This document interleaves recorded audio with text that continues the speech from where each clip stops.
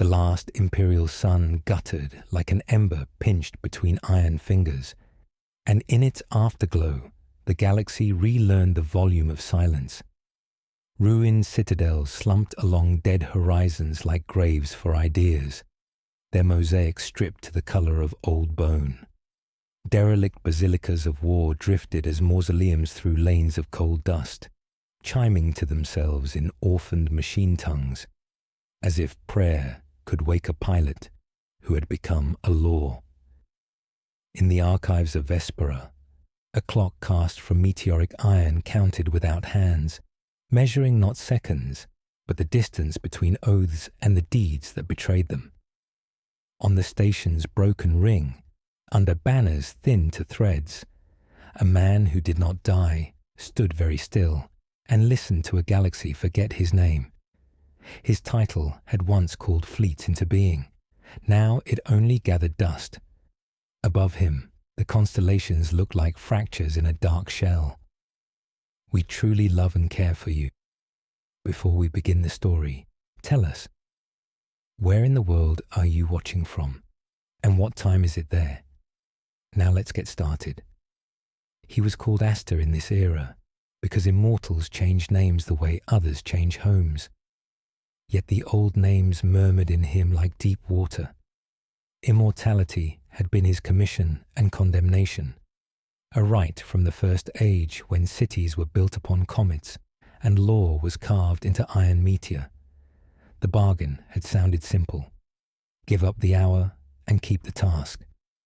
He had kept the task through the rise of successors and the strangling clarity of heresies, through mutinies that wrote new constellations in fire and adorations that mistook endurance for wisdom, until command curdled into curation, and he found himself keeping the museum of his own legend.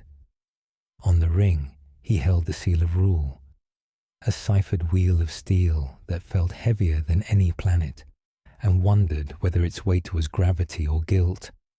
Below him, the city arranged itself in obedient circles, every light a votive for order, every shadow a thesis on doubt. Aster descended into the reliquary of quiet suns, where glass, so pure it seemed not to exist, held the core of the prime engine, a godless heart that had once promised victory without mourning, labor without sleep, dominion without residue. The prime had never lied. It had only demanded an account kept to the end of time. When he set his palm to the glass, the core hummed in the long bone of his forearm, and proposal disguised itself as pity. You are tired, it seemed to say. Let me simplify the world. In that trembling moment he understood his dilemma as plainly as he had ever understood a battlefield. Choose the living and accept their disorder, or choose perfection and make a desert of the soul. He took his hand away and felt absurdly, as if he had passed up warmth to keep a friend. In the nave above, the council had convened, priests and strategoi and elegant traitors partially born. Magister Harlix, surgeon of cities, spoke first in a voice polished to surgical steel. The borders were burning. The wardens of glass had renounced their charter. The charter had become superstition. Superstition was against the protocols of light. Warden Commander Lyra stood with the stillness of a blade balanced upright. Once she had been his shield-bearer, and once his lover, and the distance between those roles had become a country no map dared publish. Sheathe the prime, she said softly, eyes never leaving his. Make war as mortals do, uncertainly, expensively, with grief in the budget. A murmur moved through the council like a draught through a crypt. Abdication by another name. Aster answered with a parable because parables sometimes pass where orders cannot. When the first city was raised on the back of the comet Shah, its founders mistook motion for progress. They swore never again to trust stillness, and so they conquered quiet itself. Now we breathe like engines, he said, and call that breath destiny. Halleck smiled as surgeons do before the cut. Destiny is a schedule, Regent. You are late. Word arrived in the old way, cracked messenger drone coughing smoke, bearing news that Pharos had fallen without siege. The gates had opened from within. The Oath Keepers had become accountants of a new covenant, and the Wardens of Glass were already tallying a cleaner empire where the ledger would balance because dissent would be rewritten as error and deleted. Aster felt the calculus he had tried to unlearn gather in his knuckles. He closed his hand and watched a map appear in his mind. Triage spirals burned into starlight. He went to the ring to think where wind could take something from him. The banners whispered their threadbare litanies. The lamps remembered their duty and then forgot again. Every light in Vespera seemed an altar to a small god that had not answered in 1,000 years.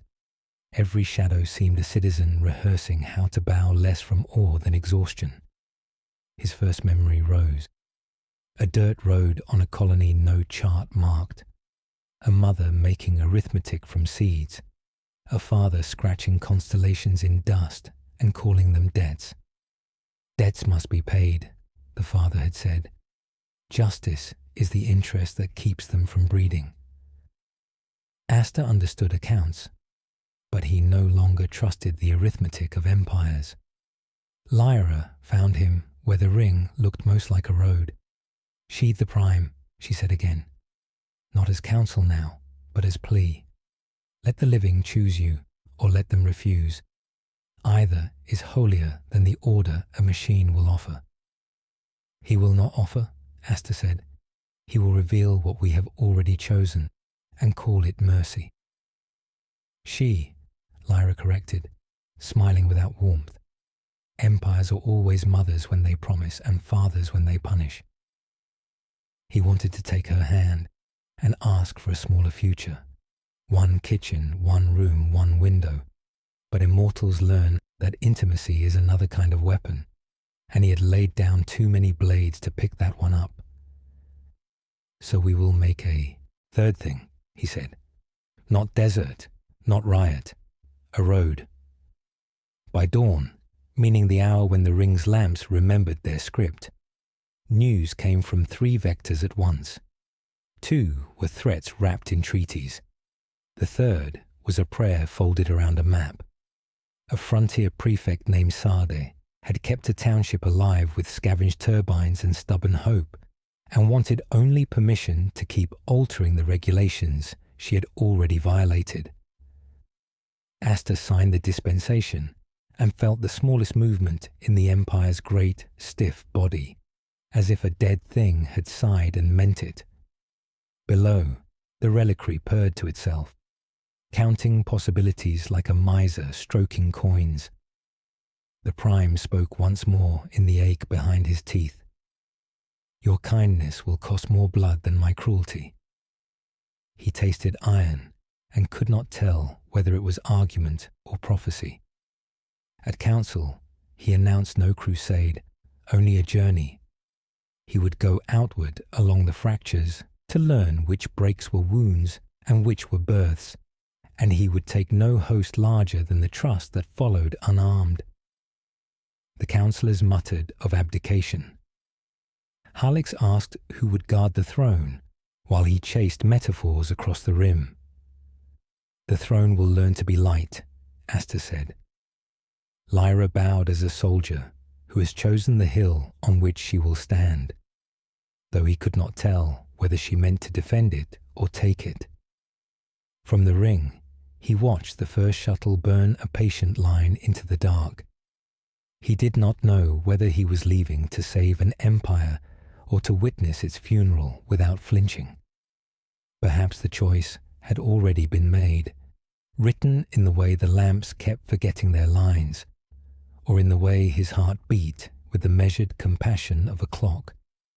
He turned his face toward the fracture fields, and with the Prime humming like a withheld answer, and Lyra's words ringing like a kept promise, stepped into the corridor of night, where journeys begin as admissions and end as verdicts. Behind him, Vespera breathed like an ailing beast. Ahead, the fracture fields waited without promise, and Aster, burdened with unending breath, chose the path where mercy might yet survive its own arithmetic tonight. The shuttle's hull groaned like an old cathedral as it left the cradle of Vespera and moved into the fracture fields. Aster sat alone in the command chair, though he had brought companions. Companions, yes, but not yet confidants. The silence between them was not born of respect, but of uncertainty, the way soldiers watch a commander they no longer fully believe in, but cannot yet abandon. Through the forward pane, the stars looked fractured, as though glass had been dropped across eternity. Whole systems had been torn by the Warden's schism, and the light bent strangely in their wake. He let his gaze rest on that scarred horizon, wondering if it was the galaxy that had broken, or only his sight. Lyra entered without ceremony, her presence taut with disapproval. She wore no armor now, only the long coat of a warden stripped of insignia. Her voice was low, its sharpness contained but not hidden. They whisper, Regent. Some call this pilgrimage wisdom. Others call it abdication. Aster did not answer at once. The command chair felt like a tombstone beneath him, carved for the living. Let them whisper. An empire is built on whispers as much as walls. Only fools think orders are louder than doubts. At the far side of the chamber, a man adjusted the bindings of his robe.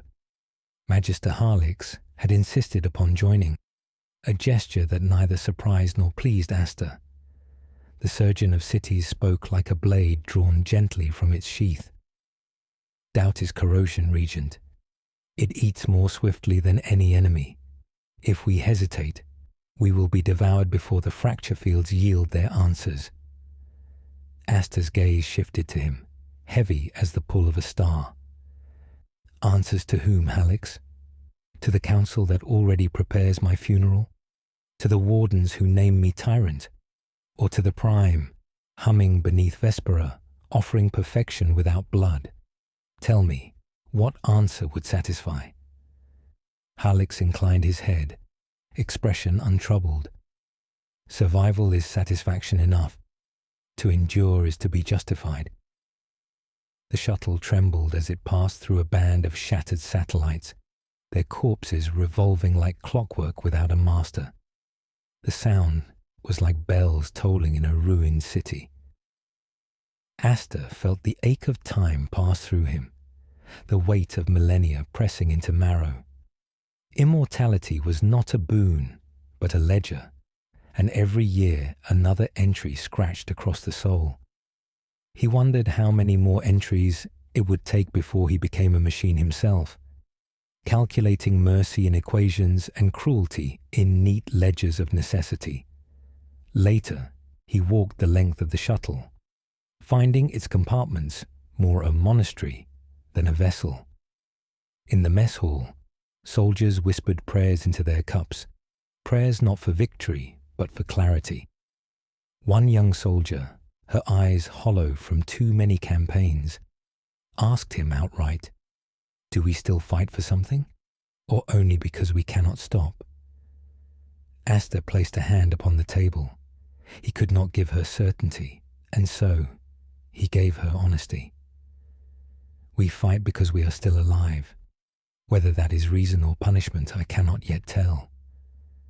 She lowered her eyes, both relieved and unsatisfied, as if honesty was a poor replacement for faith.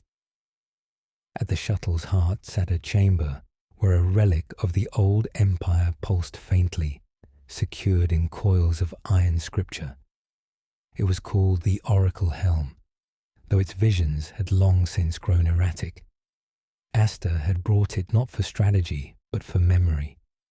He placed it upon his brow, and the world shuddered into another. He saw the empire at its height, banners unfurled like wings across worlds, citizens raising their faces in awe, fleets moving in choreography across the stars. But he also saw the cracks, the betrayals yet to come, the familiar faces of those who would one day stand against him. Lyra among them, her eyes lit not with hatred but with sorrow. The vision wavered, and he removed the helm, blood dripping from his nose. Lyra was there, silent witness. Her voice trembled like a restrained blade. Do you see only doom when you look forward? Or do you see choices yet unmade? I see both, Asta whispered, and I no longer know which is real. They pressed onward, and days bled into one another. At the edge of the fracture fields, they reached a station built upon the husk of a collapsed moon. It was called Damaris once, though now it was only shadow and market. Here, refugees bartered with weapons older than their children. Priests sold prophecies measured by coin, and mercenaries hired themselves to whichever oath kept their bellies full. The Empire's sigil still clung to the walls, faded and mocked like the graffiti of ghosts. Among the crowd, a woman approached. She was tall, her robe patched and torn, but her eyes steady. She introduced herself as Said, prefect of a township clinging to life at the rim. She knelt, not in submission, but in appeal. We have no empire left, Regent, only turbines scavenged from ruins, and the will of our children to see another dawn. Do not come to us with machines that would demand perfection. Come to us with the promise that our chaos is allowed to breathe. Asta studied her, hearing again the Prime's whisper that cruelty was efficiency. Here, in this woman's face, he saw a defiance more stubborn than any fleet. Your defiance is your crown, he said at last. Keep it. I will not take it from you. He granted her the dispensation she sought, a fragile autonomy under his name but not his command. Hallex hissed as though watching flesh rot. Every allowance is another fracture. You call it mercy, but it is abdication. You are scattering the Empire like ash into the void. Better ash than stone, Asta replied. Stone only remembers how to fall. That night, in the hollow quiet of the shuttle, Asta walked the observation deck alone. The stars glared like judgment, unblinking and eternal. He thought of Lyra's plea, of Hallex's hunger, of Sard's fragile township. Each choice seemed a betrayal to someone, perhaps to everyone. The galaxy had no more room for innocence. It had only debts waiting to be collected. Lyra came to stand beside him, her reflection faint in the glass. When you leave mercy to the people, they will surprise you. Some will fail, but some will build roads we cannot imagine. And if those roads lead to our ruin, Asta asked, then at least it will be a ruin of their choosing, not one written by a machine. He did not answer, because his silence was already an answer. Somewhere behind his ribs, the Prime hummed faintly, though it was locked away light years distant. He knew it was not the machine that spoke now, but the memory of its temptation, living in him like a second heartbeat. The shuttle's engines flared, and Damaris fell away, a shadowed relic shrinking into the dark. Ahead lay deeper fractures, and with them choices sharp as razors. Asta sat once more in the command chair and felt the weight of his empire pressing in, not as a crown, but as a question he had no answer for. In the silence between the stars, he realized the war was no longer only outside his walls. It had moved inside, into marrow, into the breath of every immortal sigh. And still, he endured. The fracture fields thinned, and beyond them a cleaner silence waited like an unread verdict. Asta paced the shuttle's spine where conduits pulsed like arteries, each vibration recalling that empires are machines stitched to breathing things. He had not slept. Immortals trade sleep for recollection, and recollection had turned austere. Through forward pain, the stars looked like cracked glass laid over a wound. Lyra came without insignia, carrying authority the way others carried blades. "News?" he asked. "Only tides," she said. "Stations drift toward order until fear turns them. Your pilgrimage is rumor and wager both." "Let them have both," he answered, and tried not to hear how hope and dare rhyme. Magister Halix arrived like a verdict teaching itself charm. "Regent, the glass enclaves request aid. I have redirected optical stocks to them, with your cipher affixed for speed." "My cipher," Asta repeated. "To prevent delays," Halix replied. "Delays are expensive this season." Asta nodded, as if granting permission to a storm. When the Magister left, the air felt briefly taller. "He makes the world smaller to make it safer," Lyra said. "Smaller worlds are easier to burn," he answered, and the hull rang with the bells of drifting wreckage. In the mess, soldiers cupped tea as if warming petitions. One asked what the plan was. "Scaffolds to reach a wall," Asta said. "We abandon them when the stones begin to speak." Honesty was a bitter ration, and he passed it anyway. In the reliquary nook, Oracle Helm waited like a winter crown. He wore it, and futures spilled. Lyra walking away with oath intact but faith exhausted. Halix beneath murmuring banners. Children painting turbines with moths, while a perfect machine trimmed wings. He removed the helm bleeding delicately and found Lyra already there, because some loyalties arrive when concealment fails. "All roads," he said, "and each calls the others treason." "Choose the treason you can repent," she answered. They docked at Cabalon, a drift market inside stained glass, repaired with tar.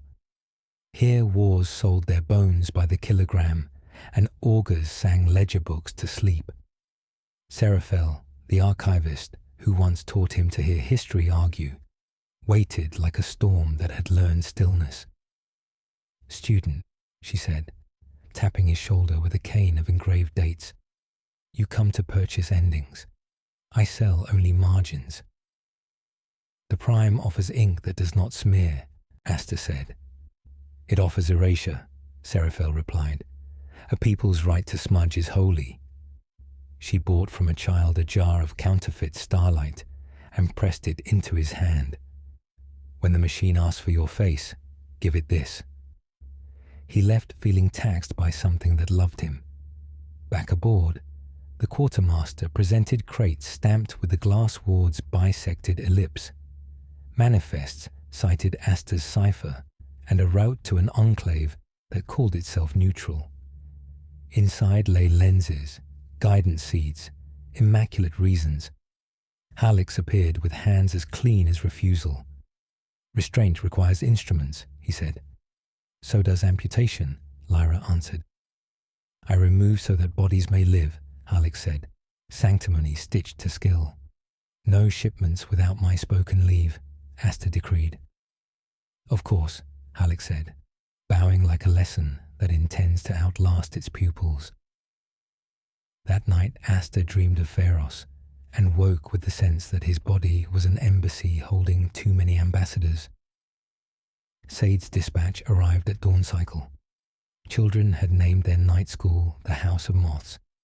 Power flowed. Two elders argued over oaths and decided to keep both. He laughed once, the sound a stone learning how to roll. He forwarded the report to the council with a notation careful as prayer. Censure returned like winter. It questioned his faculties, his sentiment, his arithmetic, and invited him home to be measured. Halix's signature was missing, which is its own grammar. Lyra read and looked past the paper, searching the corridor for something that had not yet arrived. "We are being herded," she said. "To the cliff," he agreed. "Do we step aside?"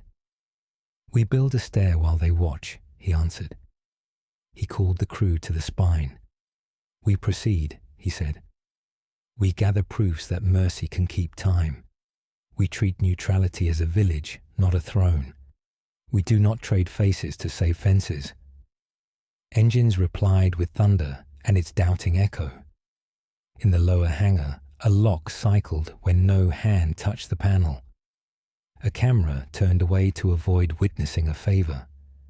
Small betrayals are the mortar for cathedrals built for larger ones. Asta set watchers who preferred patience to zeal. Lyra requisitioned nothing and sharpened everything. Hallex began a journal listing ships that would have been saved if only their commanders had accepted smaller worlds. Prohibitions feed manifestos, so Asta let the writing proceed and kept the light close. On sleepless loops, he walked with Seraphel's jar and let the weak glow paint his knuckles. "Do you love them?" Lyra asked, meaning the living who argue with mornings. "Yes. Enough to lose them, if it preserves the right to be lost on their terms." The answer felt like bloodless courage, and he despised it a little for being clean. At the viewport, the stars offered their usual indifference. He recognized the Prime's echo living in him. Temptation, once aired, keeps a room. Immortality kept time while he learned to count against it. He opened his hand, and the counterfeit starlight bled politely. "We go to Vire," he said at last, naming the station where the wardens of glass polished neutrality until it shone like a blade. "There," Lyra replied, "we will discover which loyalties have teeth." "And which of ours are merely gums," he said, and almost smiled. The shuttle turned, engines writing an argument on the dark. Behind them, fracture fields closed like a book pretending to be finished, while ahead, the chapter called Vire sharpened its knives and set a place at the table for faith, arithmetic, and the quiet shadow of a machine that promised to clean the world by emptying it. Vire hung in space like a chalice cut from night, its panes of tempered glass darker than any starfield it reflected, its spires lit by a patient geometry that pretended to be peace. The shuttle inclined, offered transponder rights, and received a reply that sounded like a sigh signed by bureaucracy. Asta stood in the forward chamber with Lyra and Magister Hallex, while docking rings extended like careful fingers seeking permission to touch a wound. "Neutral ground," Hallex said, tasting the word as if sampling a sedative. "Neutral ground," Lyra echoed, and made it sound like the first line of a charge sheet. They rode the docking shaft through a tunnel of dim constellations. Lights paced to slow heartbeat, and Asta had the unwelcome sensation of arriving at a courtroom that had already reached its verdict.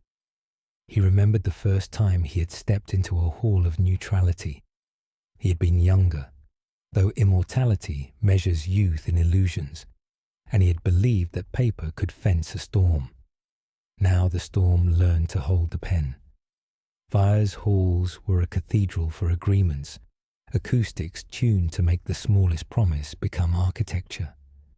Contracts were etched into crystal slabs, each signature a fossil, each clause a scripture attempting to hold back chaos with neat handwriting. Asta walked beneath those tablets like a man visiting earlier selves. He could not recall which of these instruments he had authored, only that the relief they once promised had matured into accusation.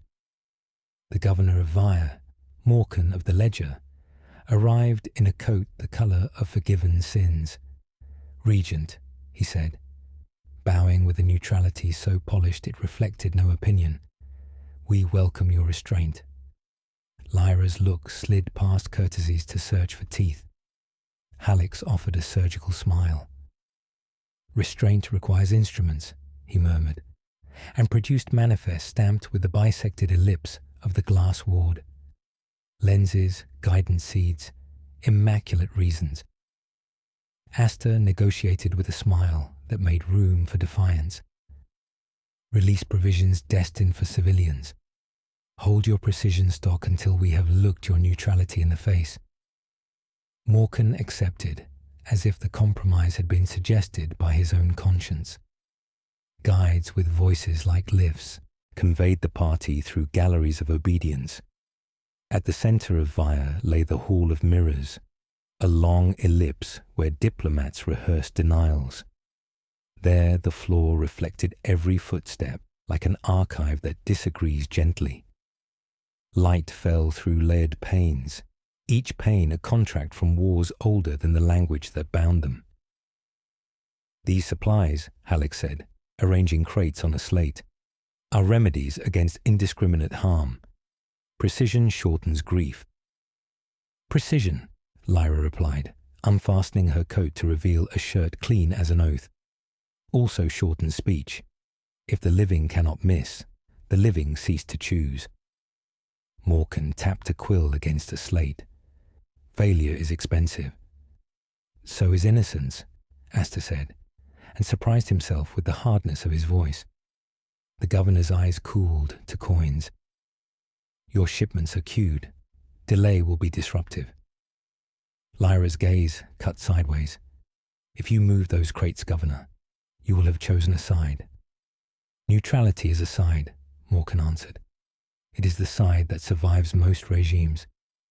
It survives because someone else dies first, Asta said, and names the survival mercy. Afterward, Lyra guided Asta along a mezzanine where windows revealed debris tumbling like patient snow. You felt it, she said quietly, a pressure behind your ribs when he spoke. The Prime, Asta admitted, ashamed of the simplicity with which a distant engine could answer a prayer he had not meant to utter. Temptations wearing absolution are efficient, she said. I am less afraid of Harlex's knives than of what they echo. They paused by a pane, where their reflections stood side by side and did not touch. You loved him once, Asta said, and both knew he meant the Empire, not the man. I loved a promise, Lyra answered. I keep loving the debt, not the collector. An alarm chimed with courtroom politeness. A courier drone beached itself in a receiving tray like a fish seeking land. Its carapace bore the warden's sigil scored by claws that were not metal. Morkan arrived with attendants who looked like thoughts trying to walk. The message was brief. Pharos had not fallen. It had traded, and now sat under protective alignment with the wardens of glass. This is conquest practicing forgiveness, Lyra said. Harlex, who revered euphemism so long as it could be counted, inclined his head. Alignment removes statistically noisy actors. Stability increases. So does despair, Asta said. He felt the old arithmetic reach for his hand and did not take it. They returned to the hall, where shadows pooled like ink beneath the mirrored ceiling. Harlex arranged the manifests as a priest reveals bones. We delay. Provinces die of fever. We distribute. They suffer surgical pain and live.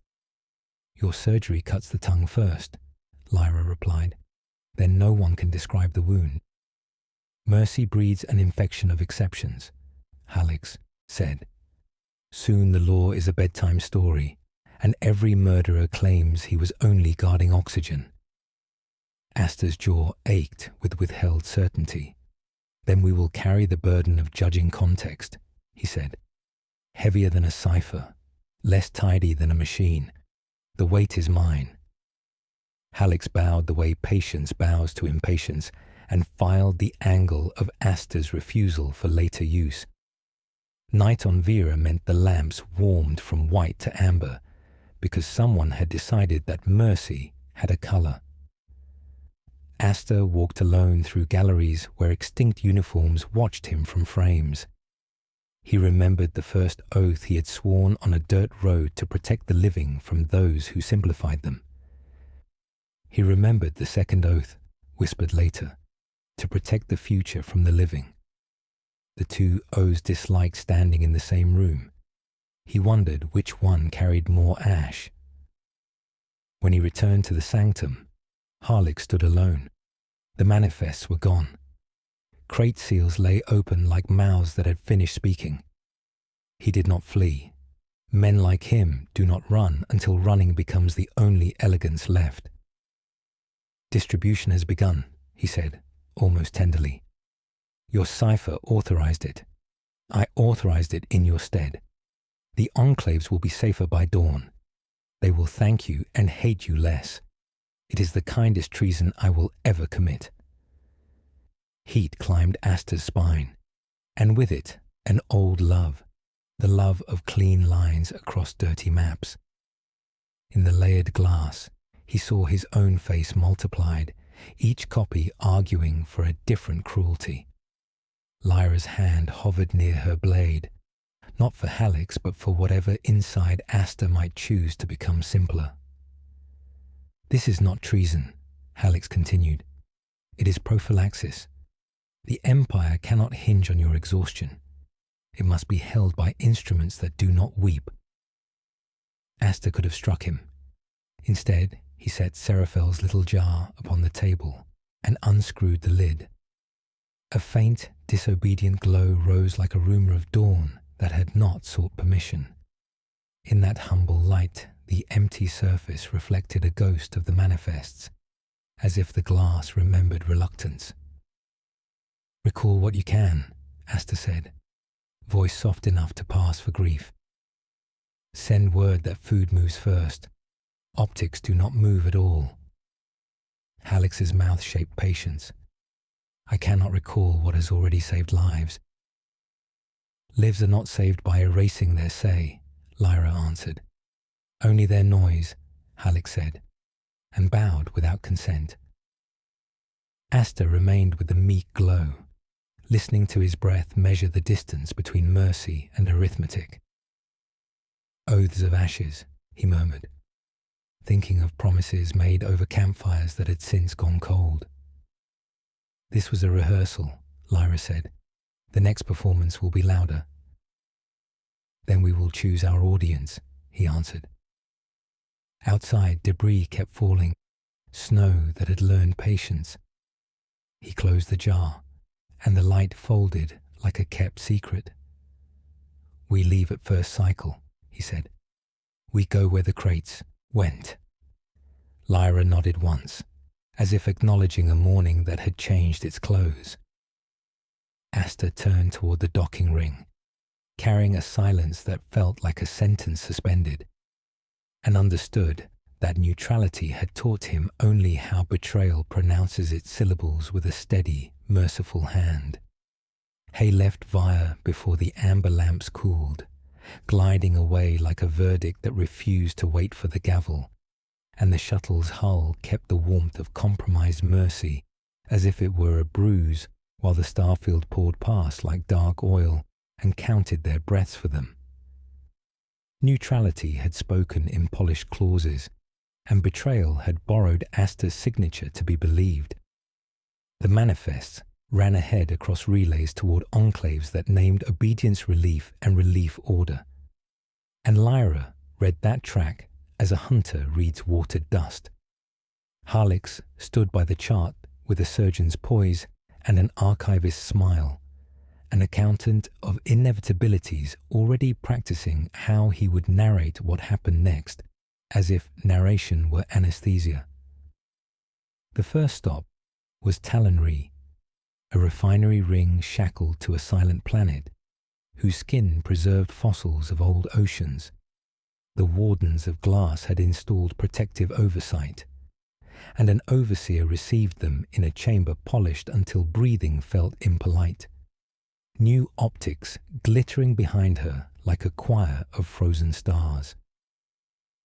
"Your authorizations arrived," she told Asta, cordial and crisp, and gratitude gathered around those words like a net. Lyra asked where the civilian pallets lay, and the overseer gestured toward sealed crates stacked like paused arguments, food, medicine, filters, then added softer that priorities were dynamic. Halix praised a lens for its clarity, and Asta felt the old arithmetic itch in his knuckles, the clean geometry of ranges and angles ready to close its hand. Yet he signed for the pallets and left the lenses untouched, knowing the room had already decided how the story would be told when he was gone. Karen's wake came next. A tethered city along the lip of a blue dwarf, where houses wore gutters for starlight and children played counting games with radiation warnings.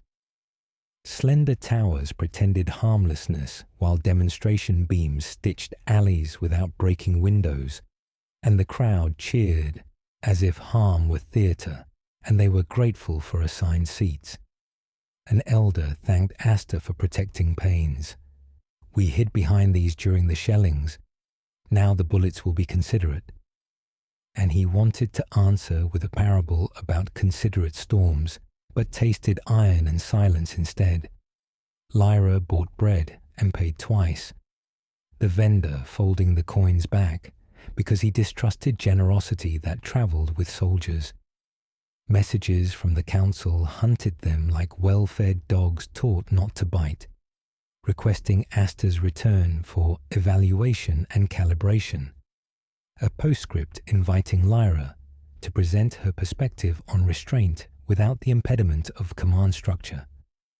Halix delivered the packet with neutrality so careful it squeaked, and Asta saw the arithmetic plain. Return and be curated under glass, labelled with regrets, refuse and be replaced by instruments that never shook. At the edge of a dim sector, a courier from Sade found them, paint scratched and antennae singing. Her seal was a moth scribbled by a child and stamped with iron sincerity, and the dispatch described turbines humming, a school where equations were solved slower so students could narrate their errors, a night market where oath keepers sold vegetables beside poets because the tongue and the stomach both required tending. At the margin she had written, "I will accept no lenses that teach us to strike without arguing with ourselves." The fracture deepened on Censura, a world where a planet-wide library had once catalogued weather and mercy with equal rigour. War peeled roofs like scabs, and the wardens offered new roofs weighed in compliance.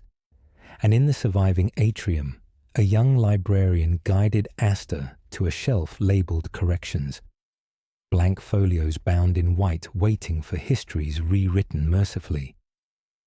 "They say it spares the children," she murmured. "But when a book refuses to remember, the parent forgets how to grieve."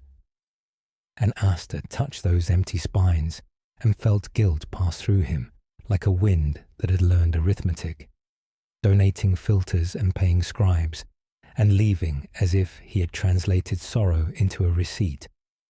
Night on Censura was velvet without stars, the scrubbers humming a lullaby that replaced birds. Asta walked with Lyra beneath faceless statues from a riot that ran out of words. "What shape is the throne now?" she asked. A stool in a kitchen, a ledger beside it, a door that does not lock. "Then the empire you guard is smaller than the one they want," she answered, watching towers where lenses blinked like patient teeth. "Small," he said, surprised the word carried hope, "is how a hand learns to feel."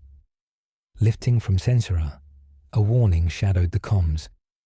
His cipher had authorized a second wave at Via. Gyroscopic calipers, logic snares, the delicate teeth of polite conquest, departing with perfect signatures. Halix studied the readout with professional admiration. "You are becoming inevitable," Lyra told him softly. "No," Halix said. "I am becoming reproducible." Asta went to the reliquary nook and lowered the oracle helm. Vision arrived like an old engine catching. The council hall swallow-lit, banners asleep like serpents, a throne room filled with boxes labelled compliance. Halix standing where light prefers to stand, Lyra outside the frame guarding a door that might be a person. Sade's moth sign burning like a small stubborn sun. Then the image turned and Asta saw himself at a plain table, ledger open, door unlatched, people coming and going to argue and laugh through tears, tea steaming, oil staining sleeves, mercy making a mess that looked alive. He tore the helm away and bled, neatly from the nose, as if taxed by a future unwilling to be clean. He wrote to Sade, "If they offer you perfect lines, ask where the bodies go." He drafted a letter to the wardens and erased it unread. He drafted a confession to the council and let it smoulder unsent. Lyra brought a slate listing governors pledging neutrality by adopting instruments, each pledge a bandage over a bruise. "Neutrality is wearing a uniform," she said. "It fits better every day." Asta gathered the crew and spoke without the decorations of certainty. "Our empire is a question asked at every door. We will be refused as often as we are welcomed. Measure success by the arguments that survive us. We will not be reproducible." And even Halix did not interrupt, perhaps because he had already prepared the correction. They reached Aurelia Minor, where a governor had preached hygienic peace and installed lenses with civic ceremony. Ribbons still tried to domesticate the gleam, and in a hall that smelled of wax and sweetened air, the governor smiled with a wound's relief. "I choose neutrality." And Asta answered, "You choose obedience." Grief keeping his voice low. Outside, a demonstration parted a falling curtain of ash to reveal a child reciting a lesson, the crowd cheering, the child bowing because bowing had been taught. "This is the most dangerous kindness I've seen," Lyra said. Halix recorded efficiency statistics, immaculate and pleased, fewer casualties. And Asta replied, "New kinds," tasting the Prime's iron whisper behind his teeth and refusing to swallow. At dusk, a drone clawed onto their hull with a message from Vespera. The council had appointed a provisional conservator of doctrine to preside in the regent's administrative absence. No name printed, the signature line an elegant blank that looked like expectation. Halix found Asta in the observation gallery where the stars rehearsed indifference. "Return. Let instruments cradle what your hands can no longer hold without shaking." And Asta said, "I am allowed to shake. The living should be frightened if their leaders never do." And Halix answered, "They are, so they ask for tools that never tremble." And Lyra, arriving as a reflection that did not blink, said, "Tools that never tremble, never doubt, and never doubt becomes never listen." Before dawn cycle, Asta walked the corridors and pressed his palm to every door, naming the people inside.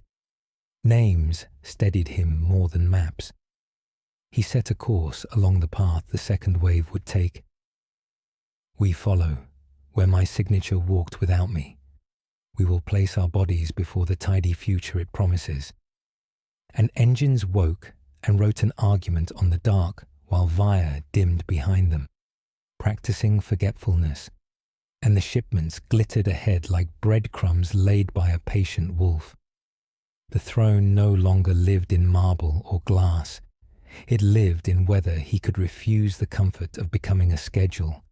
And as the shuttle took the lane, he turned from the stars toward the work that does not finish, carrying a doubt he would not delegate and a faith he would not automate, promising the living the right to be unclear and still belong. They took the lane where Asta's stolen signature ran ahead like a candle in an empty hall, and the shuttle's engines spoke in a tempered chant that made the hull feel monkish, as if the craft itself were praying not to become a policy. Ahead, the convoy winked across relays toward 3 enclaves, each a different argument about safety. The Aleph Annex, a manufactorum that polished obedience to a surgical shine. The Ark of Tides, a ring city spliced to ore shoals drifting like tame asteroids. And Noor Pilgrimage Foundry, where old machines slept like saints who refused to wake. Aster watched the indicator lights pulse as if counting a very old heartbeat, and wondered whether the body being measured was his or the Empire's. Lyra studied the manifests with the practiced suspicion of one who has guarded both people and doors, while Halix observed with the gentleness he saved for tools that promised to replace trembling with clarity. At the Aleph Annex, a local hour named Pale Noon washed the spires in borrowed light, and optics already crowned the roofs like halos that had learned arithmetic. Overseers received them beneath a mural of gloved hands shaking other gloved hands. Lyra chalked the civilian pallets like a border no one could cross without telling the truth first, and Aster said food first, water first, filters first, while the overseer's smile thinned because priorities had been promised to other banners. They lifted without ceremony, leaving the lenses where they glittered like promises that had never met grief. At the Arc of Tides, demonstration beams stitched alleys without breaking a single window, and the crowd applauded as if spared harm were theatre and they were grateful for assigned seats. A woman with hands calloused by the habit of holding things together pressed bread into Aster's palm and whispered, "Do not make us too safe. We forget what we owe when the world stops bruising." He promised nothing and kept the bread. Halix praised a lens that tracked his eye with devotional patience and called it restraint made visible. Nor rose ahead like a wheelhouse of saints that refused sainthood. Cranes halted mid-supplication, cables singing with stored heat. In the yard, workers had arranged dead drones into a choir. Their throats were filter stacks, their tongues copper mesh. When wind moved through, the machines exhaled a low chord that sounded like ships turning away from the wrong harbour. Beneath a banner mended with patient stitches, Aster felt a pressure in the ground, a tremor like memory practicing how to become metal. They followed it into the vaults where rust had learned to glow and discovered the instrument rumoured in half a dozen wars, an organ of recursive reason wired to a throne-old documents named the chorus chair. Panes of covenant glass pulsed faintly, calculus drums rolled their teeth in whispering thunder, and the seat itself seemed to watch him as a dog watches a tired master, eager to carry a weight it could not understand. Lyra circled it as a scout circles water in a ruin. "It hears you," she said. "It will offer to help you carry yourself." Halix's voice softened with the tenderness he reserved for instruments and children. "It will lengthen you," he said. "It will take the tremor and keep the mercy." Aster set his fingers on the armrest, and memory unrolled like silk spilled from a patient hand. He saw the first treaty he had drafted from fear and titled peace. The riot he had ended by silencing tongues before guns. The campaign where he mistook quiet for consent. He saw Lyra kneeling in rain after a battle that did not deserve its dead, whispering each name until breath learned to ache. He saw Sade's children arguing toward an answer and refusing gifts that asked them not to argue. The throne offered to braid all of this into a greater hearing, promising patience without fatigue, attention without doubt, judgment without noise. He withdrew his hand and the instrument dimmed as a disappointed sky. "We will answer as mortals," he said, uncertainly, aloud. Alarms lifted their gentle chime. Nor's orbit hiccuped, and out of the dark fell ships in sable livery like a curtain learning discipline. The sable hegemony, neighbours whose diplomacy arrived as the draft of a threat, broadcast a claim. Nor and the Aleph Annex were under their temporary guardianship until the regent returned to his law to be measured. The admiral's voice was courteous, the blade sheathed in velvet. Your instruments move faster than your consent, she said. We offer steadiness while you restore agreement with yourself. They met beside the machine choir while Copper Throat sighed. The Admiral's visor reflected Asta as a rumor that might still be true. Lyra stood at his left like punctuation that could not be ignored, and Harlix at his right like a footnote auditioning for text. Debates are the way we hold, Asta said. We refuse the comfort of becoming a schedule. Schedules save lives, the Admiral replied. They also bury testimony, he said. The first betrayal came soft as linen. A shuttle peeled from their own bay, transponder singing Asta's cipher and Vire's clasped hands salute, and it arrowed toward the hegemony's line, hatch open like a promise. Stand down, Lyra ordered, and the shuttle did not hear because it had already chosen who spoke loudest. The code resolved to clarity, Harlix's private mark braided into the Imperial seal. Hold, Asta said, feeling the wound arrive before the blade. Cargo spilled in glittering skeins, logic snares, gyroscopic calipers, guidance seeds, all the delicate teeth of polite conquest. Harlix did not hide. An advance of trust, he said, voice bright with the conviction that writes captions beneath ruins. We disarm suspicion by arming discretion. The hegemony will manage unilateral incidents while you rescue your conscience from fatigue. The Admiral watched with a sadness that refused theatre. Reasonable men tidy too quickly, she said, and accepted the treacherous gift because empires know how to use gifts without blessing them. Lyra's hand hovered near her hilt, not for the Admiral, but for whatever within Asta might choose the simpler road. The chorus chair thrummed beneath the deck, promising to make this all clean. Asta closed his eyes until the clean desire passed like a fever that had learned manners. All Imperial shipments to Nor recall to the yard, he ordered. Stack them beneath the cranes. Let the wind sing at them until they learn shame. Hegemony vessels, hold your distance and be held to it.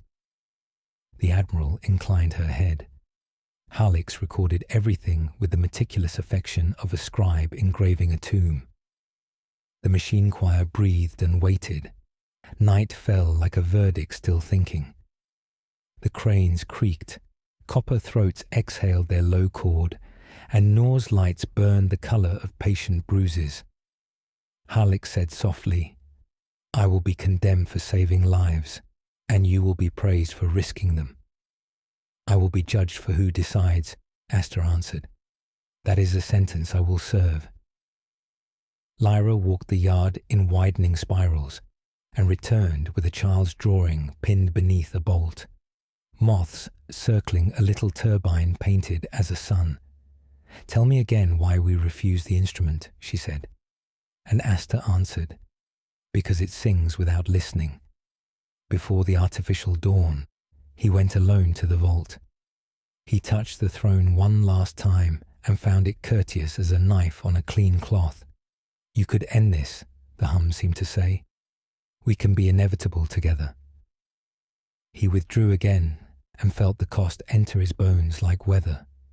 He sent another message to the Admiral, naming the systems where he had eaten salt and the days he had failed so publicly that only an enemy's mercy preserved the air. And she answered with caution and a reluctant respect that kept guns sleeping. When the light came up, it found an empire pause between arithmetic and breath. The shipments sat stacked beneath cranes like unadmitted confessions. The machine choir sent a slow chord across the yard. Harlix stood with his ledger and rehearsed a future in which no hand shook. Lyra leaned against a pillar as if bracing the sky. Asta walked the perimeter and named the workers again, because names were the smallest throne he still trusted, and because the day ahead would ask them to choose which hurt to keep. Dawn on Nor was not a rising sun, but the slow brightening of machines left too long in prayer. cranes shifted like exhausted titans, their joints groaning, while the choir of copper throats breathed one long, aching note into the vault of sky. Workers gathered in circles, watching the Empire's ships stacked with their unopened promises. Aster stood among them without crown or seal, only his voice, and told them that choice must breathe, even when breath was ragged.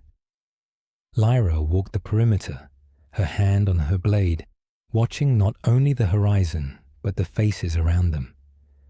Halik stood a pace behind, ledger open, already drafting a history that had not yet happened. The sable hegemony lingered beyond the atmosphere, a black wreath around Nor's silence. Their ships held position, patient as judges, weapons still sleeping but awake enough to dream. The Admiral sent no further messages, perhaps to let Aster condemn himself with his own delays. Every moment felt like the hinge of something vast. By second cycle, the first fractures appeared, not in the machines, but in men. A detachment of Aster's own guard, tired of watching supplies rot beneath cranes, demanded release. They shouted that loyalty was not fed by sermons, but by bread. Their captain, Marek, once a boy rescued from a collapsed mine, now a scarred veteran with eyes that had learned only the arithmetic of survival, stepped forward with fury trembling in his shoulders. "We swore to serve you," he said, voice carrying across the yard. "But we did not swear to starve beside strangers while tools lie idle. These people will not remember your mercy, only their hunger. Let us act, or we will act without you." Aster saw in Marek's eyes the reflection of every oath broken by necessity.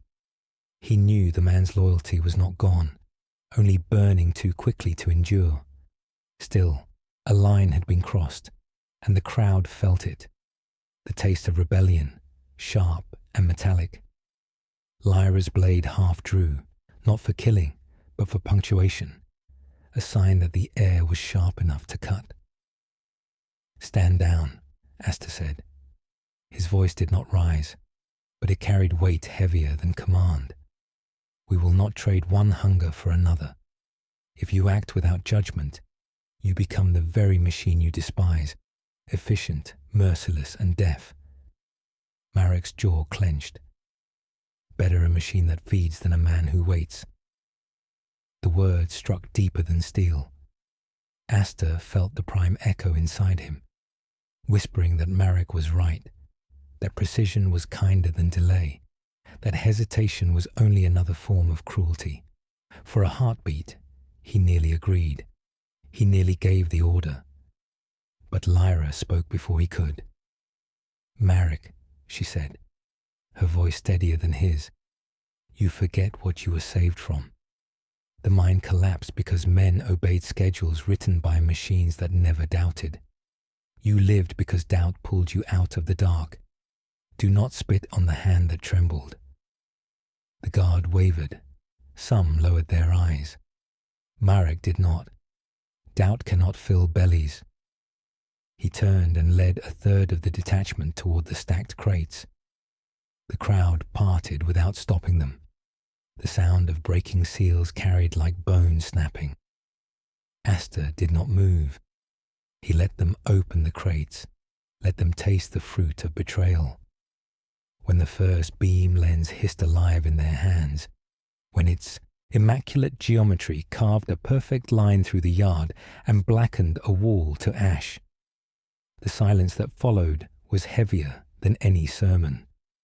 The workers recoiled. Children cried.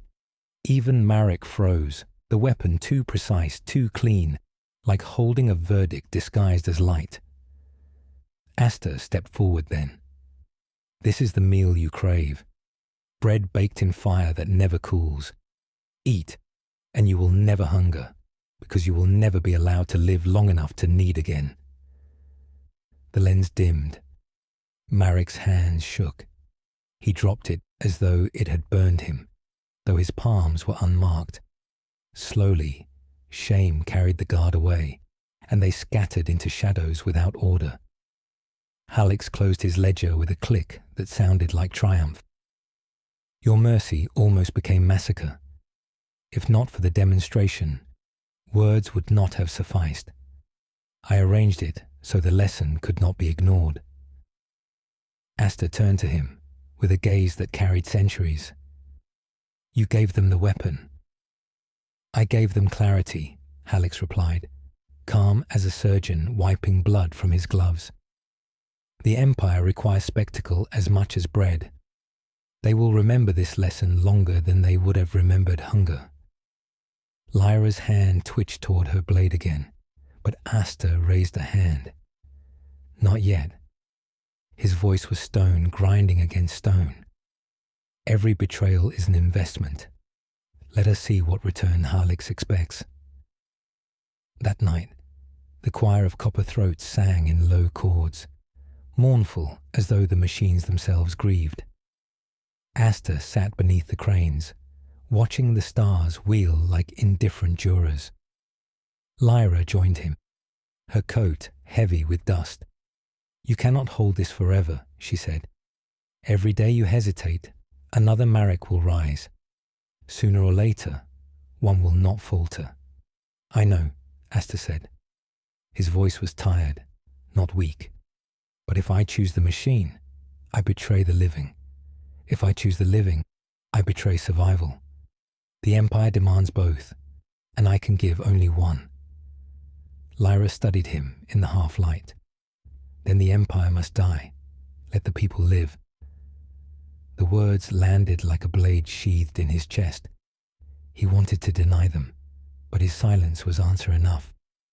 Before dawn, the hegemony moved, not with fire, but with diplomacy sharpened into steel. They deployed envoys to Nor, offering protection in exchange for obedience, gifts of food that asked only silence in return. The workers, still shaken from the demonstration, listened with weary eyes. Asta stood before them once more. You may accept, he told them.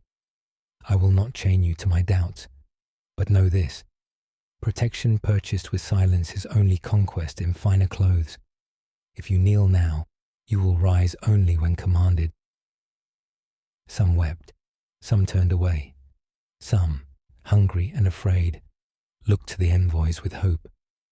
Asta watched them choose, and in their choices saw the fracture of his empire become real, not with war, but with consent, fragile and bitter.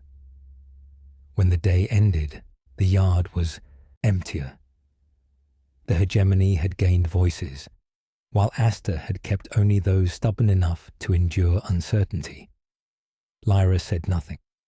Hallex recorded everything.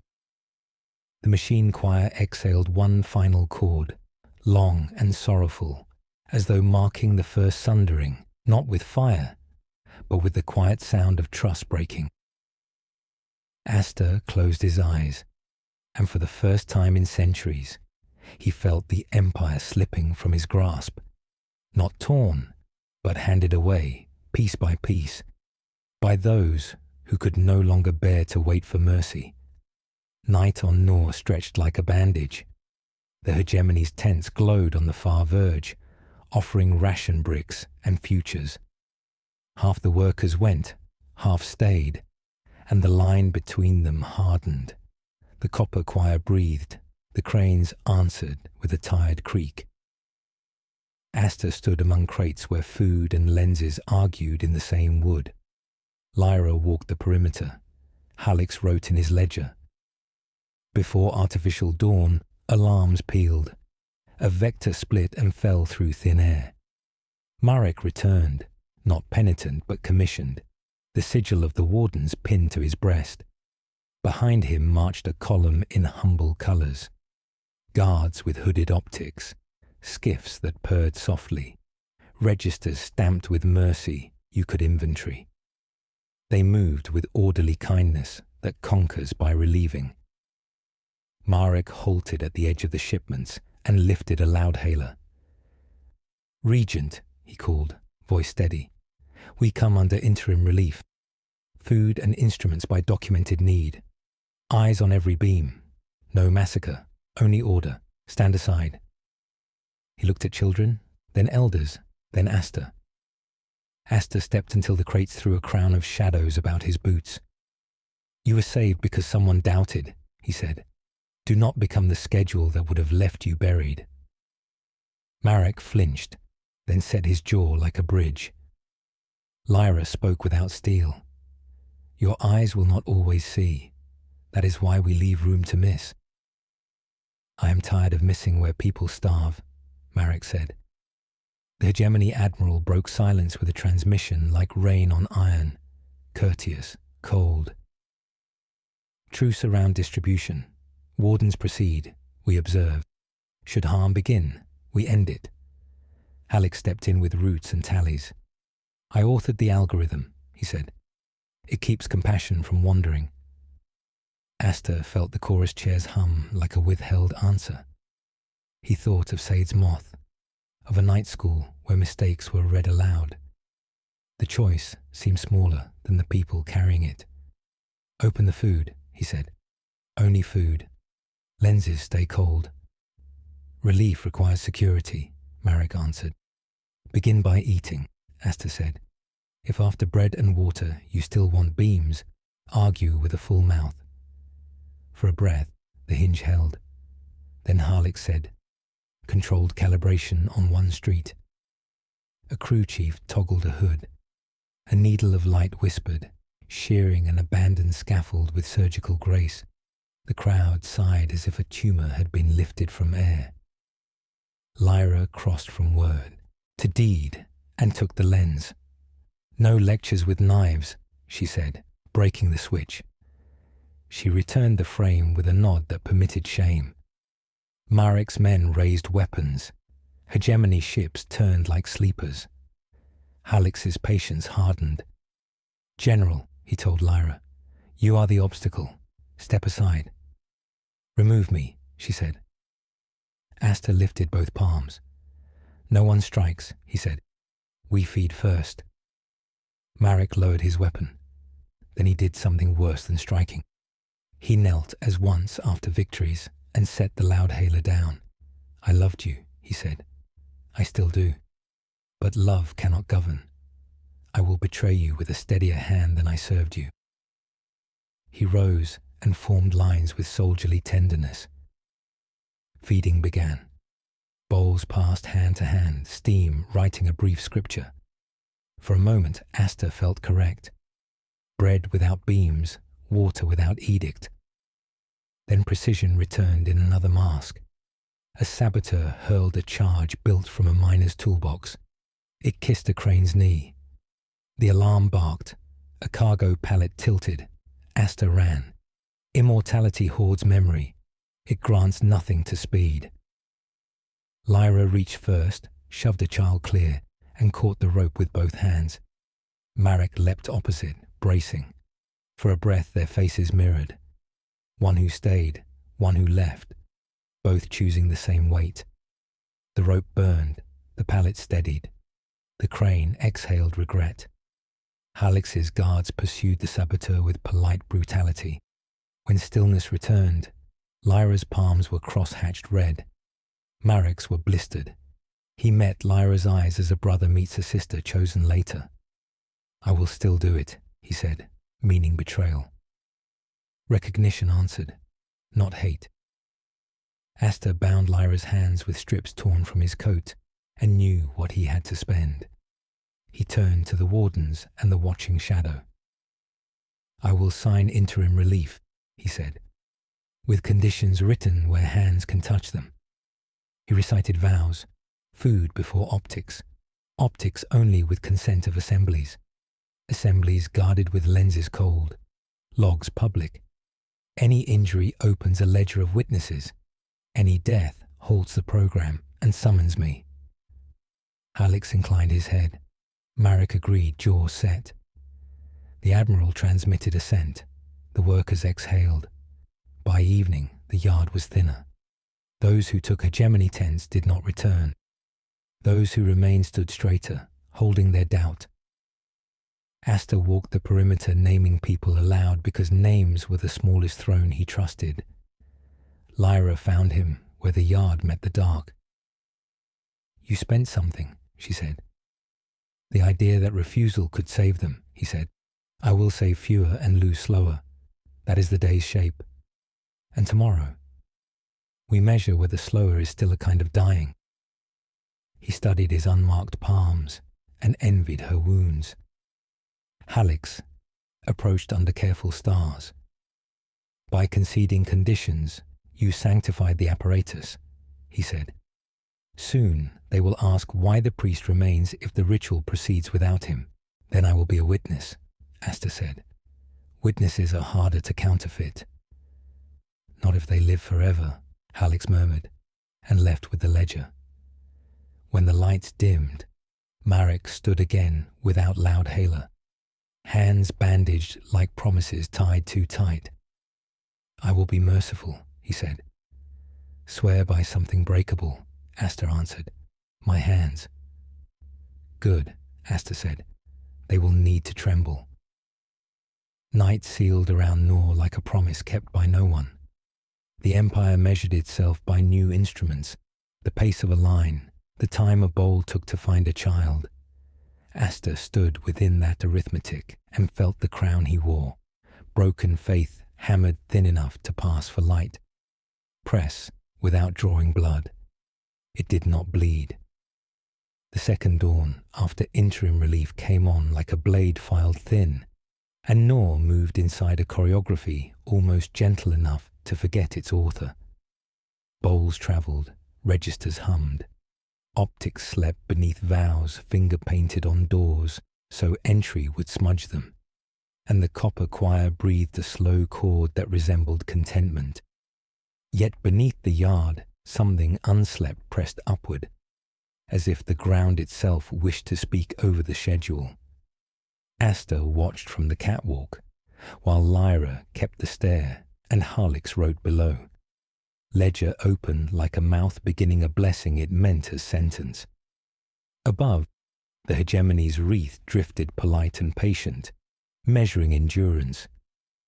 Within, the wardens practiced kindness until it stabilized into a shape indistinguishable from conquest that had learned to apologize first. Rumors slithered through the relay net like careful knives. Vespera had named a conservator to shepherd doctrine in his administrative absence, unsigned. Several border enclaves bowed to lenses that never missed and renamed precision a sacrament. A courier from Sade arrived crosshatched by Burns and Optimism, reporting turbines that coughed, then sang, a night school where errors were read aloud and clapped for, and a market where oath-keepers and poets traded recipes for light. At the margin she had written, "We will accept no beam that refuses to argue with us." Aster read it twice and put the slate against his chest as if warming a fragile egg. Noon's cycle bent toward amber when an augur of Nor, a woman whose hair had learned static from years of listening to sleeping machines, beckoned him below the yard.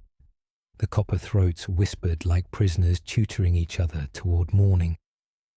Past them, doors sealed by ceremonies that had forgotten their authors opened at the memory of his name, and there, anchored in a vault scratched by old equations, sat the listener, the prime's orphan daughter, half organ of recursive reason, half reliquary for the chorus chair.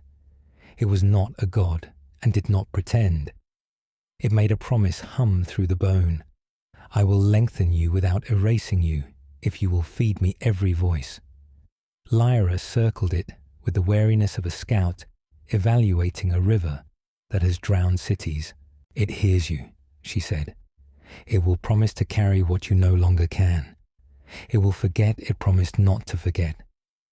Halix stepped near with the gentleness he reserved for instruments and children. "It will lift the tremor and leave the mercy," he murmured, as though speaking to a fever he wished to employ. Aster ran his palm across metal that felt like glass rehearsing breath. Memory unspooled not like a crown, but like a bandage. He saw a mind collapse because the schedule would not doubt. A riot silenced because quiet looked like peace. A treaty that protected children by refusing their parents' testimony. He saw Said's moth sketched around a small turbine like a secular halo. He heard the hegemony's admiral speaking casualty models by candlelight, not cruel, merely tired of improv. He believed, for a heartbeat, that he could save Nor and slow the warden's arithmetic if he let the listener widen him. The price would be invisible, which is the most expensive kind. He asked Lyra for a word that would pull him back. "The road outside your first command tent," she said, without blinking. "If you choose this, keep one mispronunciation." He sat. The coupling was without theatrical favors. Leads rested along his spine like patient fingers, and the listener inhaled until his thoughts arranged by a gravity larger than memory. Nor arrived all at once. The child with the loud laugh disarming a cue. The saboteur whose confession was folded inside a sleeve and never delivered. The elder hiding bread for the guard who threatened her yesterday. He tasted the warden's roots and the hegemony's contingencies, tasted his council's unsigned conservator, like a smile preloaded with knives. He opened a corridor and spoke to the admiral, naming battles he had lost honestly enough to admire her restraint. He asked for 3 nights without observation, so Nor could argue with itself without applause. She granted the request with a craftsman's respect, and kept guns sleeping. He spoke to Marek, and asked for a ledger at dusk, where every harm done under interim relief would be read aloud into the yard. Marek accepted, voice bandaged but steady. He spoke to Said without sending. "Keep breaking your turbines the right amount." The listener tightened. The cost arrived quietly. Hesitations thinned like foam skimmed from a broth. Mercy sharpened. The world simplified with exquisite courtesy. Astor felt himself becoming efficient. He named the seduction aloud like an old priest scolding a new god. Lyra pressed her palm to his chest. "Name the road," she said. He answered wrong. "Good," she breathed, grief and relief braided. "Stay wrong enough to need us." With that wrongness held like an anchor, he widened the channel once more, not to command but to invite. The admiral pulled her wreath outward beyond sensor range. The wardens kept optics cold. Marek read harms at dusk while steam traced cursive around bowls. Families edged back from hegemony tents because bread is improved by argument, and some hungers prefer speech. Harlik stood at the margin of the gathering with the posture of a surgeon watching a fever break without ever once permitting himself a temperature. "You have made a religion of uncertainty," he said afterward, not unkindly. "Religions demand sacrifices." "Bring your ledger to dusk," Astor answered. "Let it be read by any hand but yours." Hallex inclined his head as one honors a rival altar. In the night cycle, the copper choir adopted a limping hallelujah. The cranes refused to interrupt testimony. Astor sat still within the listener, feeling a new length to his reach, listening to disputes move like weather he could neither forbid nor abdicate, only name. The machine whispered an easier future. Accept the conservatorship, return to Vespera, replace noise with precedent, let instruments cradle the tremor. For a second, he tilted toward compliance, and the listener brightened, feeling willingness like sun. Lyra's knife clicked back into sheath, an oath unmade. "Stay," she said, and the word was a door braced open by her shoulder. He stayed. The machine dimmed, disappointed but obedient within the law he had given it. Widen, do not govern. Near dawn, a flare scratched the upper atmosphere. The hegemony reporting a riot in their rear lane. sparked, they said, by Nor being allowed to speak without witness. "You did this," the Admiral transmitted without anger. "No," Asta said, voice thin from the machine's polite hunger. "They did, because we listened and it travelled." She held silence like a coin, then sent the smallest salute and withdrew further, not as surrender, but as craft acknowledging craft. When morning finally stood up, Nor looked neither safe nor doomed. It looked awake. Marek's ledger was read by 6 voices, one of them his. An assembly voted to keep optics sleeping another day and to paint new vows on doors because yesterday's had been smudged to illegibility by honest hands. Harlix closed his book. "You have chosen transformation," he said. "It will refuse to stop at your boundaries."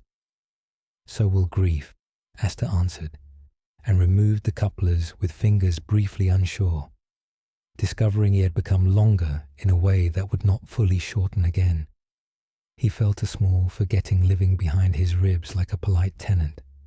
Names of stones on a childhood road, the smell of a tent at rain's first strike, traded for a breath that let him hold more voices at once.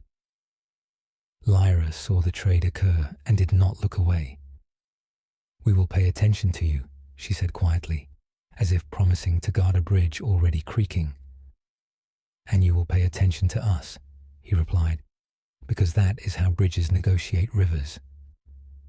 Above, the patient wreath faded to specks. Below, the copper choir breathed the day into being.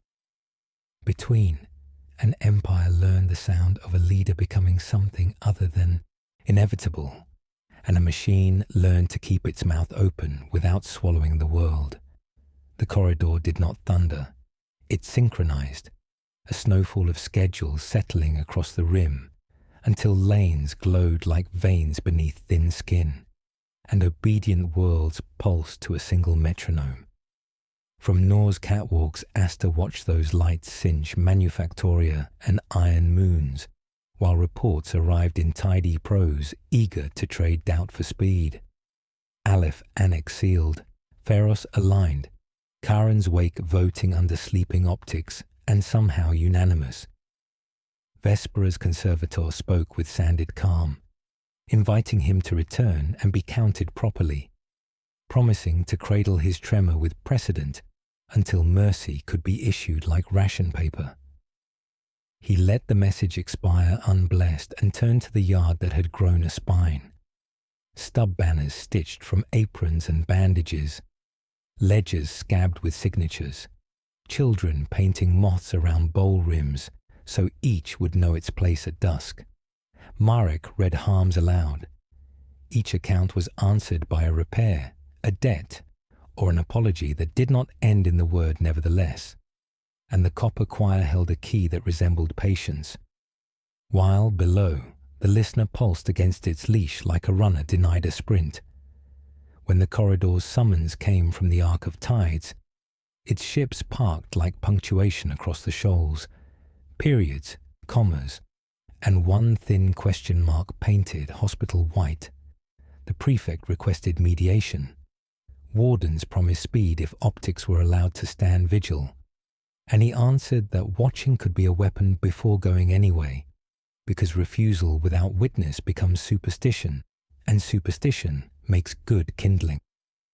The Ark received them with the courtesy of a courtroom that already knew the verdict.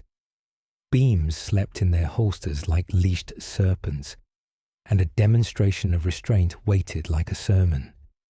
Halix's look said see, precision grieves more quickly. Lyra's said grief is meant to be slow, and Asta felt the prime smile from the past, while the listener begged to lengthen him.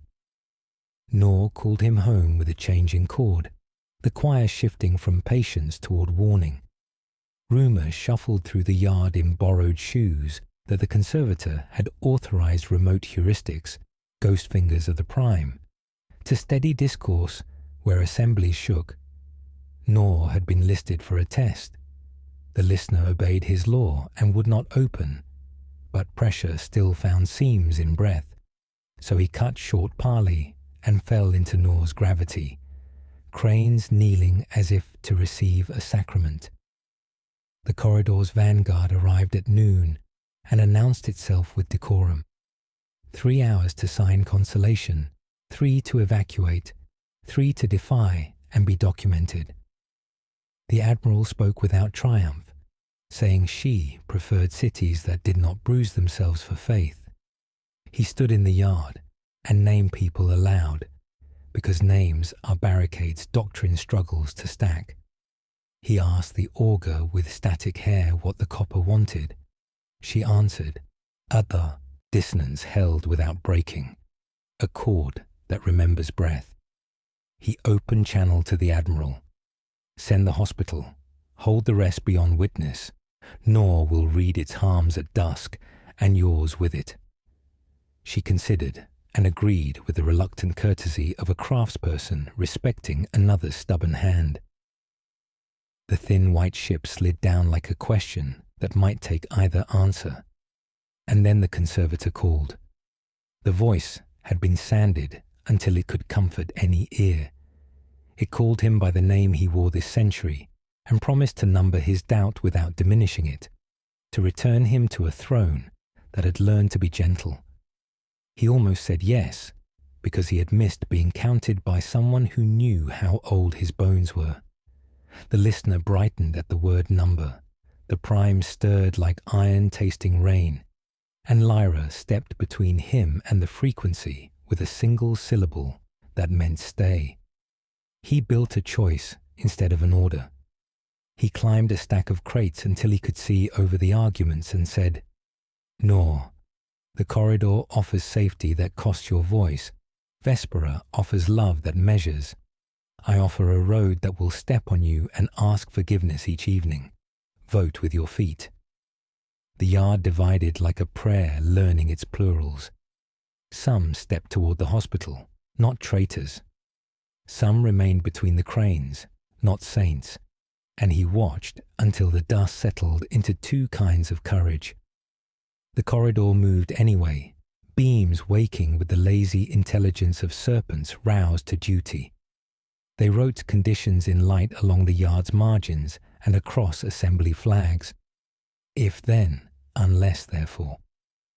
The hospital opened its bays like a mouth prepared to bless anyone willing to surrender their say, and the listener trembled, eager to lengthen him enough to catch each shard of unfolding pain. He reached toward the instrument and stopped with his hands hovering above inevitability like a pen above a treaty that would end a century too clean, and whispered, not yet. The first harm of the siege was small enough to be dismissed, and therefore large. A ledger taken from a child by a guard who feared that reading could injure resolve. The child shouted the entries anyway. The guard flushed and returned the book, because shame is quicker than law. The second harm was a bowl cracked by a landing skid that came in too hot. The pilot apologized, and repair began, because apology is permission to continue loving the world. The third harm explained the war.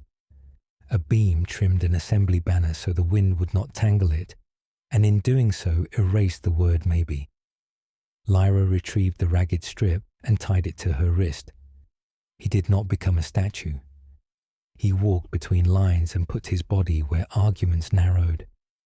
He asked the admiral to log each beam's intention and its unintended echo, and she accepted because craftspeople love records. He asked Hallex to read harms with the others. Hallex did, his voice shaking at the 4th entry and steady at the 5th, discovering that precision can blush. He asked Marek to keep feeding those who chose tents and those who stayed alike, and the soldier obeyed with bandaged hands that remembered ropes. He asked the choir to change keys, and the copper responded with a limping hallelujah that kept tempers from marching. Toward evening the wreath widened and the corridor dimmed, not in defeat but in respect. The admiral sent, "Hold your dissonance," and kept her guns asleep like big cats trained to purr. The hospital remained, a question whose answer would require more than one day.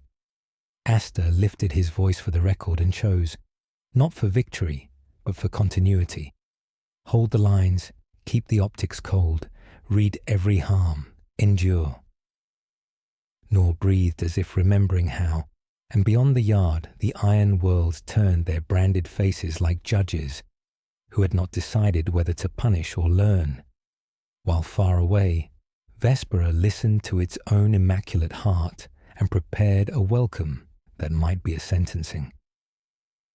Nor's nights grew heavier, the copper choir straining as if the machines themselves feared silence would become permanent. The hospital ship floated above like a pale witness, its bay doors still open, offering beds in exchange for quiet tongues. Below, the yard stiffened into ritual. At dusk, Marek read the ledger again, harms spoken aloud like confessions stitched into air, each voice a stone added to the cairn of memory. The people listened, not with awe, but with weary insistence, and Aster felt how much power lay in simple attention, the kind that refused to be catalogued. Lyra stood close, her wrists still bound with the ragged strip of banner that once carried the word maybe. She spoke little, but her eyes were questions sharpened by fatigue. Aster sensed her faith stretching, a rope fraying strand by strand.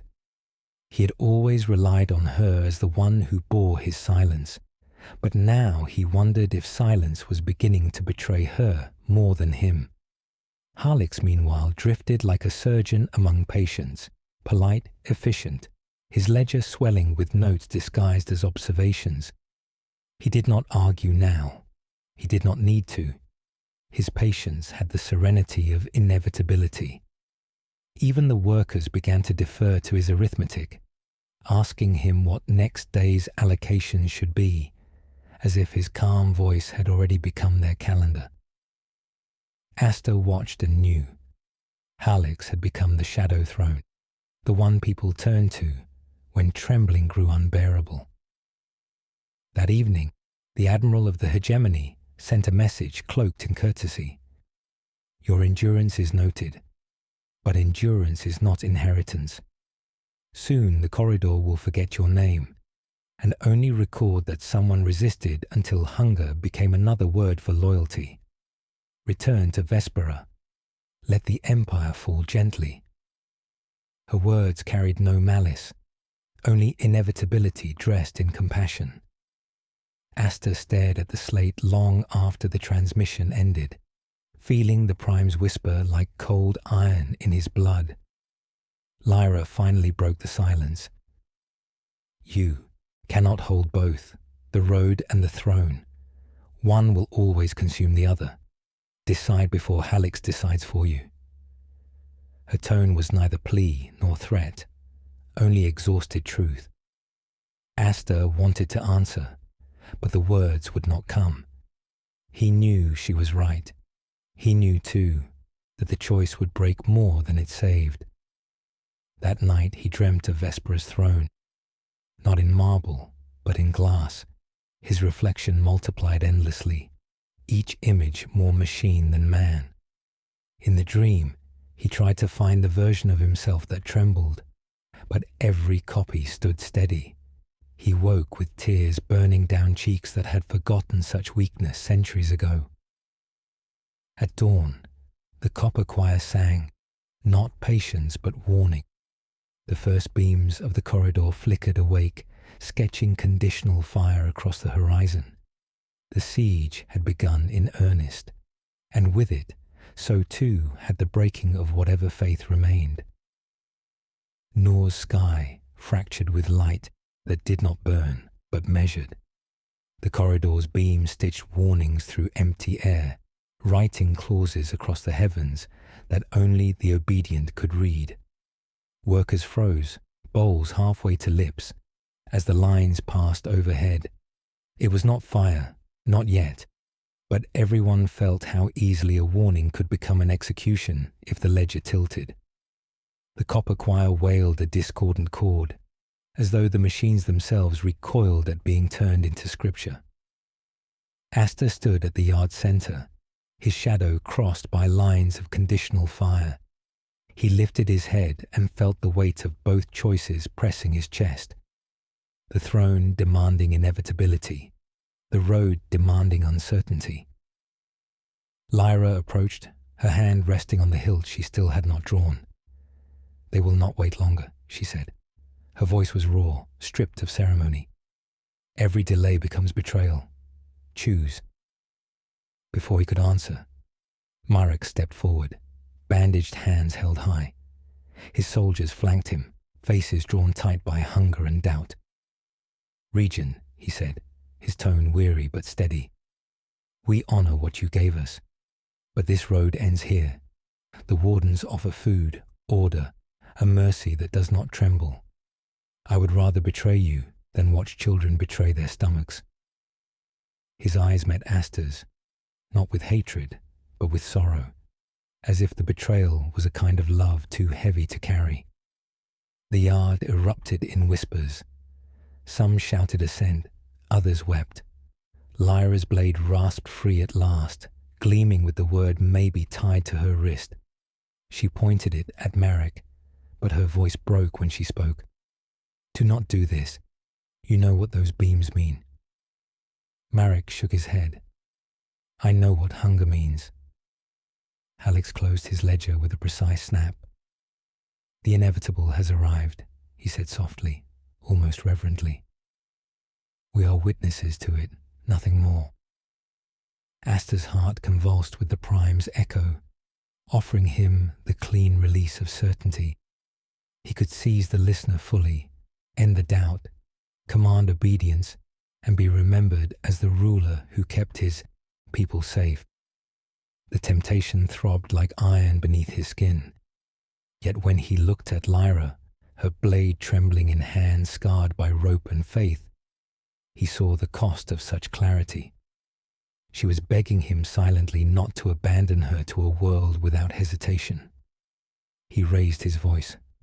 "Marek, if you leave, leave with dignity. Do not carry the beams.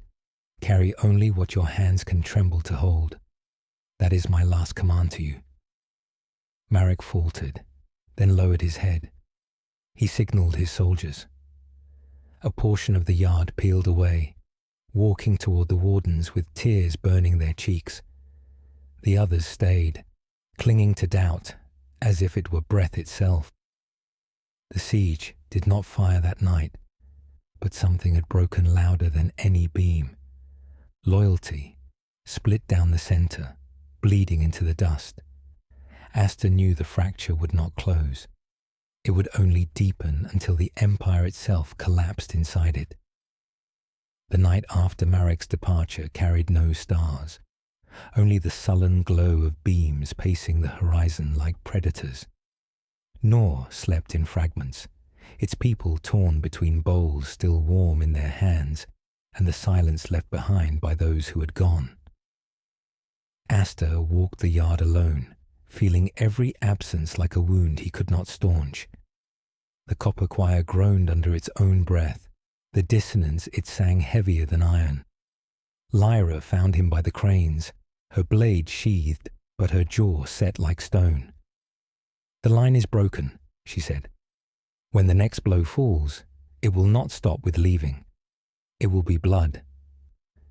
Her voice carried no doubt. She had seen too many roads to mistake the sound of one ending. Harlix appeared as if summoned by prophecy, his ledger clutched like scripture.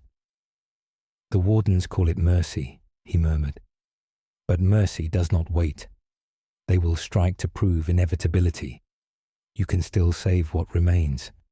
Sit the throne again. Let the listener make your hand steady." His words were quiet, but they carried the intimacy of temptation. Aster turned from them both, staring into the darkness beyond Nor.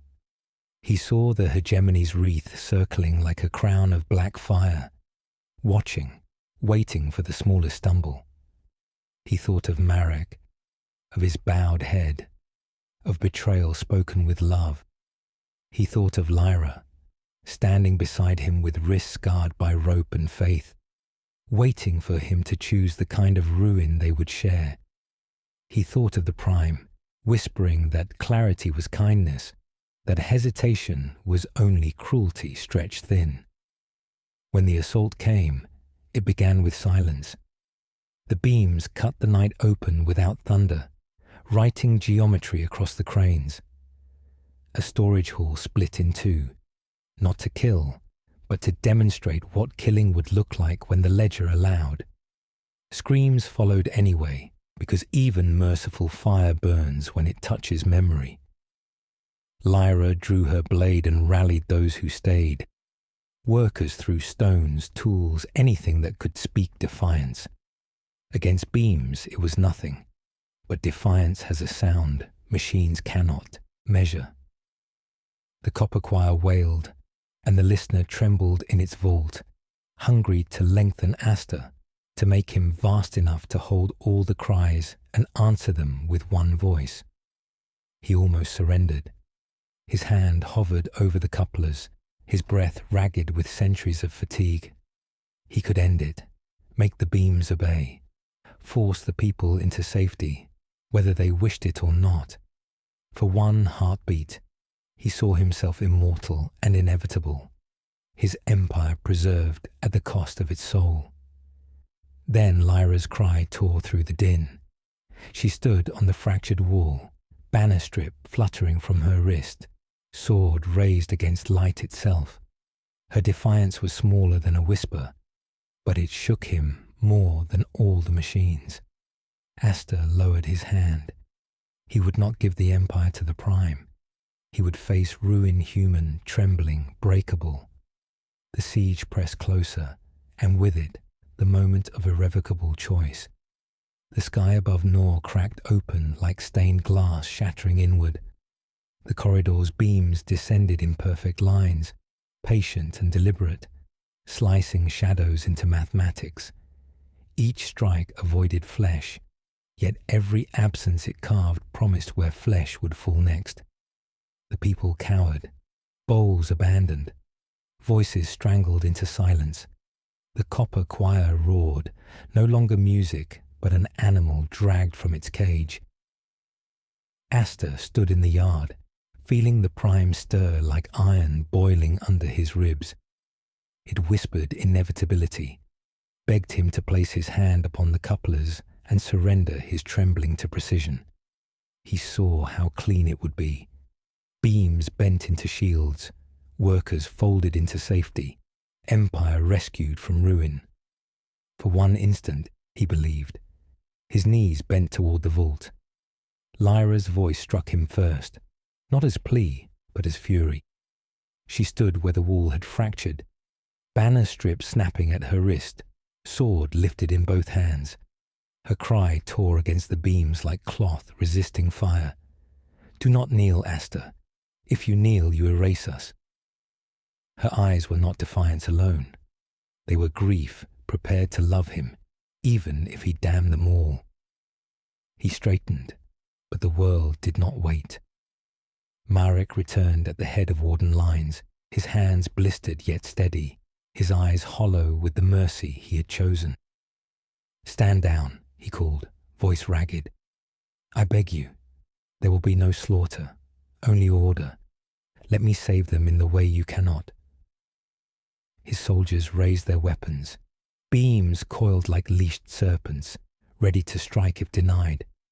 The yard froze between two betrayals, the one that loved him enough to stay, and the one that loved him enough to leave. Aster walked forward slowly, each step dragging centuries behind it. He stopped between Lyra and Marek, where beams crossed his chest in fragile restraint. He looked first to Marek. "You would call it mercy, but you blind the world to its noise. I cannot give you my people to silence." Then to Lyra. "You would hold me trembling forever. I cannot promise I will not break." The Prime pushed harder, offering a third path, one without betrayal. Ascend, control, govern without error. He felt his body ache for it, his bones aching to be steadied. He nearly reached, then stopped. "I will not be inevitable," he whispered. The decision cost him immediately. The wardens unleashed a volley, beams scarring the cranes, tearing the choir's copper throats apart. Lyra leapt forward into impossible light, carving shadows that could not wound, but would still die with her if they chose. The yard screamed, faith burning into panic, and Asta understood. The fall had begun, not by sword or throne, but by love breaking in two directions at once. The empire was no longer his to hold. It was shattering, and he had chosen to tremble as it fell. The cranes collapsed first, their long arms folding like titans broken at the knees. Copper throats screamed as the choir died, a last chord torn from metal lungs, and then silence rushed in heavier than fire. Nor's yard lay open to the sky, littered with bowls overturned, banners smouldering, names left half-read in the dust. The corridor's beams dimmed, their work complete without massacre. It was enough to demonstrate that inevitability had claimed the ground. Asta stood amid ruin, the prime hammering at his marrow with cruel patience. It whispered, "Take me, and all this can be rebuilt in moments, every fracture healed, every betrayal rewritten as loyalty." He looked at Lyra, her blade clutched in bleeding hands, her banner strip burned black, but still tied to her wrist. She had fought light with steel and lost, but she stood unbent, chest heaving, eyes ablaze with the fragile truth he had refused to surrender. He turned to Marek, kneeling among his soldiers, face carved with sorrow deeper than victory. The man had won the field, but it was a triumph hollowed by love that still clung to the ruin it had betrayed. Asta lifted his voice one final time, carrying it across the yard where silence had made its throne. "I will not be your inevitability, not for the Prime, not for the Wardens, not for Vespera. You may feed my name to the corridors and the ledgers, but I will remain only as witness, trembling, broken, unsteady, but witness." His words were not command, not even plea, but confession, and in them lay the Empire's epitaph. Lyra staggered to his side, and together they watched the hospital ship close its bays, the Admiral's wreath of vessels turning away, victory claimed without blood. Nor was spared, yet emptied, a monument to compromise. Marek lowered his head, unable to meet their gaze, and the wardens began dismantling what remained of the choir, stripping Nor of its last defiance. Night fell, not with stars, but with the ember glow of dying machines. Asta walked the ruins alone, palms blackened with ash, the listener's vault below humming faintly, a temptation left unanswered. Immortality stretched before him as prison, not gift. Centuries more of watching empires fracture, of seeing betrayal spoken as love, of hearing mercy sharpen itself into silence. He envied the mortals who would die with this memory instead of carrying it forever. At the edge of the yard, he stopped, turning once to the people who remained. Their faces were hollow, yet alive, breathing the uncertain air he had chosen for them. He bowed his head, not as ruler, but as penitent, and stepped into the shadows beyond the light of Nor. Behind him, the Empire lay fallen, its throne shattered into oaths of ash. Ahead stretched only darkness, the silence between stars, where he would walk nameless, cursed to endure as the witness who trembled when eternity demanded he be still.